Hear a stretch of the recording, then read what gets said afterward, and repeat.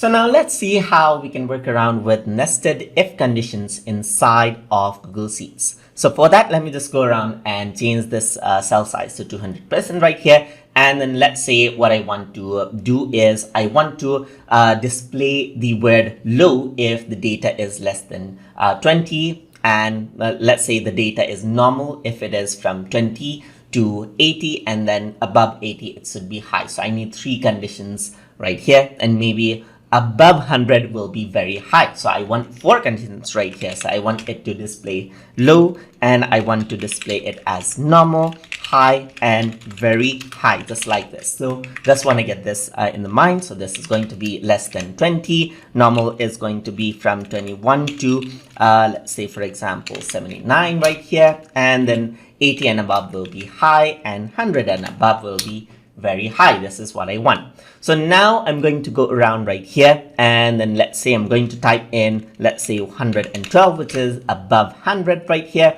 and the other data is going to be around 81, which is above like 79, and the other one will be 50, and then the another one will be, let's say 15 right here, and I want the nested condition to actually display these data out. So now in order to start writing the nested if condition, I'm going to press equals, and I'm going to type in if. So I'm going to check first if the value is very high. So if this value, so I'm going to go around right here. So I'm going to say if, open up the bracket, and I'm going to select this because I want to check A2 right here. So if A2 is, let's say, for example, greater than or equal to 100. So if it is greater than or equal to 100, that I added in 2 sign right here, greater than or equal to, or you can say greater than 99 as well. This is visually much more better, so I can understand it well. So I'm just going to say greater than or equal to 100. Then I want it to display the word, let's say very high right here. So I want it to say very high. So that is the first if condition. Else, I want another if condition over there. I just don't want to display like low or anything else. I want another if condition. So I'm going to press if again right here. So that is how you create a nested if. You add in multiple ifs right here. So if I'm going to open up the bracket again, and I'm going to say A2 right here again. Again, check the same data. And then I want to say now if it is greater than or equal to 80 now. So I'm going to go around. If A2 is greater than or equal to 80, then what? So then I want it to display as high right here. So that is what I want. And then again, if that condition does not apply as well, then I'm going to say if, and I'm going to open up the bracket, A2 again right here. So A2 is greater than. So in this case, I'm going to say greater than 20 right here. So I'm going to go around because high I've already added in. So in my case right now, if it is 20, then I want it to be displayed as low. So I'm just going to say 20. If it is greater than 20, then I'm going to go around and say this is normal right here.